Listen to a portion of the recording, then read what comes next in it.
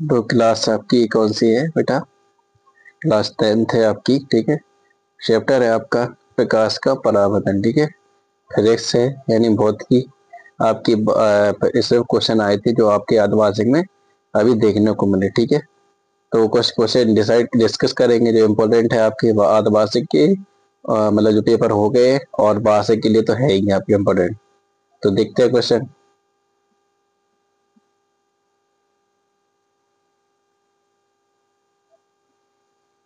तो पहला क्वेश्चन लेते हैं यहाँ भी आपका गोलीय दर्पण। जो आपका गोलीय दर्पण होता है ना, गोलीय दर्पण की वक्रता त्रिज्या इसमें देखी गई है आपको। वक्रता त्रिज्या यानी आर दिया गया कितना, 20 सेंटीमीटर, ठीक है। कितना दिया गया आपको, 20 सेंटीमीटर। इसकी फोकस दूरी क्या होगी, तो इसकी फोकस दूरी पूछ रहे हैं। तो गोलीय दर्पण की जो फोकस दूरी होती है आपकी, वो क्या होती है आपकी, त्रिज्या की आधी होती है। क्या होती है आपकी, त्रिज्या होती है, त्रिज्या की आधी कर दो इसको तो क्या हो जाएगी आपकी, इस गोलीय दर्पण की फोकस दूरी हो जाएगी। जो आपको यहाँ पे फॉर्मूला दिया गया है, ठीक है। क्वेश्चन भी आया था आपका अर्धवार्षिक में और वार्षिक में देखने को मिलेगा कि गोलीय दर्पण की जो वक्रता त्रिज्या होती है, ठीक है, वो क्या होती है, उसकी आधी वक्रता त्रिज्या की आधी क्या होती है आपकी, फोकस दूरी, ठीक है। तो जो आपका फॉर्मूला लगाया उसमें आपको आर का मान दिया गया था कितना, 20, ठीक है। 20 दिया गया था और 2 से काट देंगे तो कितना आ जाएगा आपका, 10। तो इसका 10 कितना आ गया आपका, आंसर आ गया, ठीक है। देखो ये आप आंसर मिल गया, आपको समझ में आ गया बेटा। क्योंकि आपकी जो गोलीय दर्पण की फोकस दूरी होती है वो क्या होती है, वक्रता त्रिज्या की आधी होती है, ठीक है। तो ये आपका काफी इंपोर्टेंट क्वेश्चन था और आपको देखने को मिल सकता है। अब देखते हैं नेक्स्ट क्वेश्चन। एक क्वेश्चन है आपका, नेक्स्ट है, उस दर्पण का नाम बताइए जो बिंब सीधा तथा आपतित प्रतिबिंब बनाता है। क्या बनाता है आपका, प्रतिबिंब सीधा बनाता है, ठीक है। तो आपका कौन सा वो दर्पण हो जाएगा, अवतल दर्पण। ये कैसा बनाता है बेटा आपका, बिंब सीधा तथा आपतित प्रतिबिंब बनाता है, ठीक है। तो ये हो जाएगा आपका। अब नेक्स्ट देखते हैं। नेक्स्ट है आपका बेटा क्वेश्चन है आपका, हम वाहनों में उत्तल दर्पण को पार्श्व दृश्य मतलब पीछे के देखने के लिए दर्पण के रूप में वरीयता क्यों देती है। तो जो आपका हमारा उत्तल दर्पण है ना, आप जो वाहन में देखा होगा आपने, पीछे का दृश्य यानी पीछे की चीज देखने के लिए कौन सा दर्पण का यूज करते हैं, तो उत्तल दर्पण का यूज करते हैं। क्यों करते हैं इसका देखो बेटा, यह सदैव सीधा एवं छोटा प्रतिबिंब दिखाता है। यह कैसा कहता है, सदैव सीधा, सीधा, ठीक है।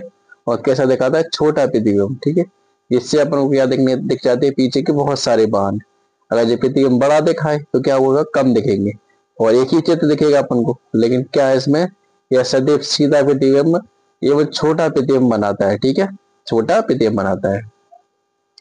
नेक्स्ट पॉइंट है आपका दूसरा, इसका दृष्टिक्षेत्र बहुत अधिक होता है। अब वही बात कर रहे हैं ना, इसका दृष्टिक्षेत्र क्या होता है, मतलब बहुत दूर तक दिख लेता है क्योंकि ये बाहर की ओर वक्रतित होता है। अतः समतल दर्पण की तुलना में उत्तल दर्पण ड्राइवर को अपने पीछे के बहुत बड़े क्षेत्र को देखने में सक्षम बनाता है। वही सिस्टम है आपका, बहुत सारा देख लेता है जिससे आपकी क्या होता है, एक्सीडेंट नहीं होते है। तो समझ में आ गया आपको इस चीज को बेटा, क्योंकि जो पूछे जाते हैं बहुत इंपोर्टेंट क्वेश्चन है आपका और आते ही आते हैं देखने के लिए, ठीक है। वेरी इंपोर्टेंट क्वेश्चन जितने भी डिस्कस कर रहे हैं सब इंपोर्टेंट क्वेश्चन है, ठीक है बेटा। तो नेक्स्ट देखते हैं क्वेश्चन। तो नेक्स्ट क्वेश्चन है बेटा आपका, नेक्स्ट क्वेश्चन है आपका वायु में ना, क्वेश्चन है आपका वायु में गमन करती प्रकाश की किरण, एक किरण जल में तिरछी प्रवेश करती है। जल में कैसे करती, तिरछी प्रवेश। क्या प्रकाश किरण अभिलंब की ओर झुकेगी अथवा अभिलंब से दूर हटेगी, ठीक है। तो यहाँ पे कुछ समझने के लिए कैसे करेंगे, पहले क्वेश्चन पढ़ते आंसर पढ़ते हैं। प्रकाश की किरण जब वायु में जल में गमन करती है, जब क्या होती है, वायु से किस में जाती है, जल में, तो वह अभिलंब की ओर झुकेगी। तो क्या हो जाएगी आपकी, अभिलंब की ओर झुक जाएगी क्योंकि जल वायु की तुलना में सघन माध्यम है। कैसा है, जो जल है वायु को अपन देख सकते हैं, नहीं देख सकते क्योंकि वो विरल है, ठीक है। विरल यानी दूर दूर होती है। और जो आपकी जल है उसको देख सकते हैं क्योंकि वो क्या होती है, सघन होती है, सघन माध्यम है। अर्थात प्रकाश की किरणें विरल से, जब प्रकाश की किरणें क्या होती है, विरल से सघन माध्यम में जाती हैं या प्रवेश करती हैं तो अवलंब की ओर क्या होती है, झुक जाती है। इस प्रकार समझते हैं इसको। जैसे आपका जे है इधर पे एक रेखा, यहाँ पे नीचे भरा आपका जल, ठीक है, ये आपका क्या भरा, जल, ये आपका जल भरा। ऊपर आपको पता है वायु है, ऊपर आपकी वायु होगी। अब कोई प्रकाश किरण इधर से आएगी, यहाँ मान लेते हैं ये लंब है, अभिलंब, ठीक है, तो इसको थोड़ा दूर करते, इस रेखा को, ये आपका लंब है, ठीक है, इधर से बनाते ये आपका लंब है, ठीक है, अभिलंब है ये आपका, ठीक है। और आपकी प्रकाश किरण कहाँ से आ रही है, प्रकाश किरण ले देते, इसको ले लेते हैं। प्रकाश किरण आपकी कहाँ से आ रही है, जी आ रही, ठीक है, सूर्य देवता से। तो आप देखिए जब यहाँ से तो सीधी आएगी, लेकिन आपकी क्या होगी, जल में जो आपकी देखो आपकी जल की पानी होगी ना, जिस सघन है, तो आपकी क्या होगी, सीधी नहीं जाएगी, आपकी अभिलंब की ओर झुक जाएगी, ऐसे अभिलंब की ओर झुक जाएगी, देख रहा है, ठीक है, जैसे ही पढ़ते हुए समझ में आएगी। तो यही पूछ रहा है वो आपका। अब आगे देखते हैं क्वेश्चन। क्वेश्चन है आपका, आपका इसमें पूछा गया था जो अपवर्तनांक होता है क्या होता है, ठीक है। तो इसमें अभी पेपर में आपका आदिवासी सिंह में आया था, पूछा ही जाता है ऑब्जेक्ट वगैरह में, तो आपको ये याद करनी पड़ेगी। जैसे केरोसिन का अपवर्तनांक कितना है आपका, बराबर कितना है आपका, एन बराबर 1.44, कितना है आपका केरोसिन का अपवर्तनांक, 1.44, ठीक है। फिर सेकंड है आपका तार पेन के तेल का अपवर्तनांक, तो तार पेन का तेल होता है, इसका अपवर्तनांक कितना है आपका, एन बराबर 1.47, कितना है 1.47, 1.47। थर्ड है आपका जल का अपवर्तनांक, तो जल का अपवर्तनांक कितना है, एन बराबर 1.33, कितना है 1.33। तो समझ में आ गया आपकी। पूछे जाते हैं, ध्यान रखना, इनको रट याद कर लेना, मोस्ट इंपोर्टेंट क्वेश्चन है, ठीक है। पेपर में आया भी था आपका आदिवासी में, हीरे का पूछा था, तो हीरे का देखते हैं, ठीक है। इस क्वेश्चन को पढ़े थोड़ा सा। आपको केरोसिन, टारपन का तेल तथा जल दिया जाए, तीनों चीज आपके पास में, इनमें से किसमें प्रकाश की सबसे अधिक तीव्र गति से चलेगा, प्रकाश जो होगा किसमें तीव्र गति से चलेगा। तो आपको पता है जिसका अपवर्तनांक जितना अधिक होगा, ठीक है, तो उसमें उतनी अच्छी तेज गति से प्रकाश वो करेगा, ठीक है।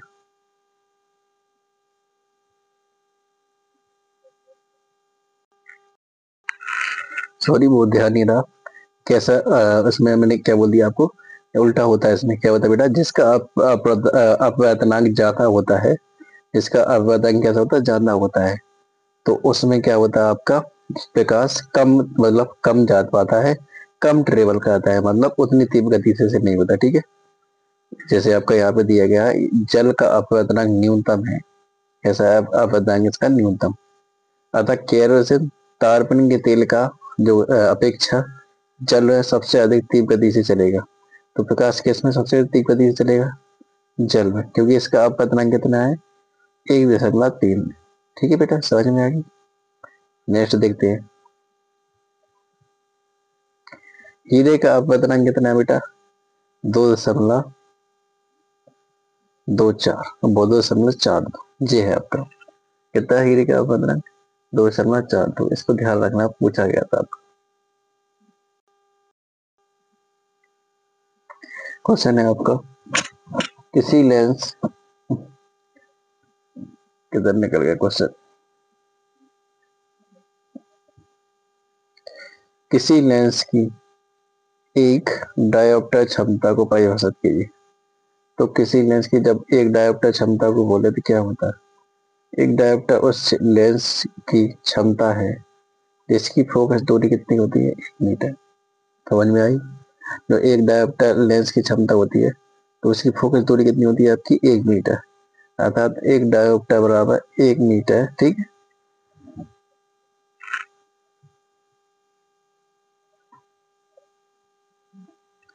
अब देखते हैं नेक्स्ट। अब इसमें आपके कुछ ऑब्जेक्ट दिए गए हैं, इसमें दिया है कौन सा पदार्थ लेंस बनाने के लिए प्रयुक्त नहीं किया। तो लेंस तो पता है किससे बनता है आपका। लेंस बनाने में जल की जरूरत पड़ती है, कांच की जरूरत पड़ती है, ठीक है, प्लास्टिक की भी जरूरत पड़ती है, लेकिन किसकी जरूरत नहीं पड़ती, मिट्टी की। ठीक है, किसकी जरूरत नहीं पड़ती, आपकी मिट्टी की। नेक्स्ट ऑब्जेक्ट देखेंगे, किसी बिंब का अवतल दर्पण द्वारा बना प्रतिबिंब, अवतल दर्पण द्वारा, ध्यान रखना, आभासी, सीधा तथा बिंब से बड़ा पाया गया। कैसा है? आभासी बिंब से बड़ा पाया गया। वस्तु की स्थिति कहाँ होनी चाहिए? वस्तु की स्थिति कहाँ होगी आपकी? दर्पण की धूप तथा मुख्य फोकस के बीच। ठीक है, कौन से? अवतल दर्पण में। अवतल दर्पण में जैसे अगर आपका अवतल ये है, तो जैसे यहाँ पे आपकी क्या क्या बोल रहे हैं उसमें, तो कहाँ पे होना? दर्पण की ध्रुव तथा मुख्य फोकस के बीच। तो मुख्य फोकस के बीच तो ठीक है होना चाहिए। तब जब क्या क्या होगा आपका आभासी प्रतिबिंब सीधा और बड़ा दिखाई दे, क्योंकि आपको पता है वस्तु जितनी पास होगी उतना बड़ा प्रतिबिंब होगा। ठीक है, तो वही चीज है।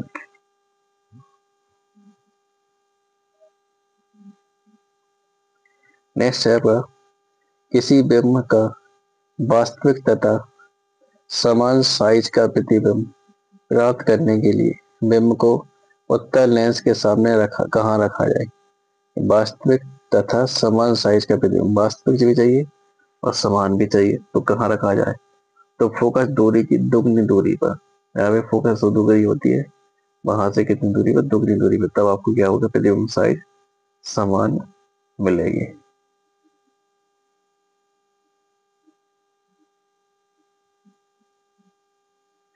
गोलीय दर्पण तथा किसी पतले गोलीय लेंस के दोनों की फोकस दूरी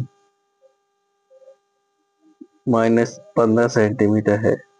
दर्पण तथा लेंस संभवतः है दोनों कैसे है आपकी? उत्तल।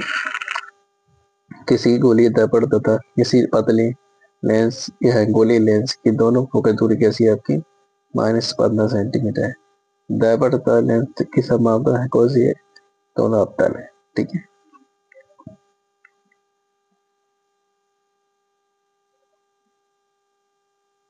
ये ऑब्जेक्ट पूछे जाते हैं, ध्यान रखना, ये काफी बड़े क्वेश्चन है आपके, ऑब्जेक्ट वगैरह क्वेश्चन वगैरह।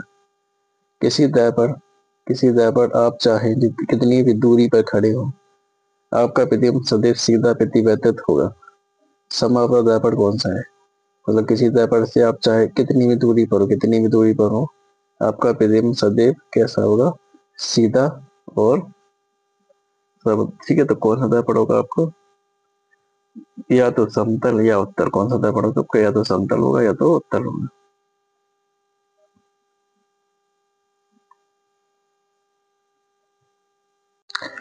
जैसे जी आपका कौन सा? अवतल। कौन सा दर्पण? अवतल।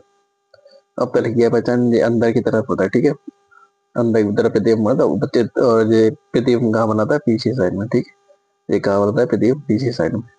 तो आपको देखो यहाँ पी दिख रहा है आपको, जे क्या आपका? ध्रुव। ये कौन क्या आपका? ध्रुव। जे पी क्या आपका? इधर ध्रुव। ठीक है, और एफ क्या आपको? फोकस दूरी। ठीक है, एफ क्या होती है आपकी? फोकस दूरी।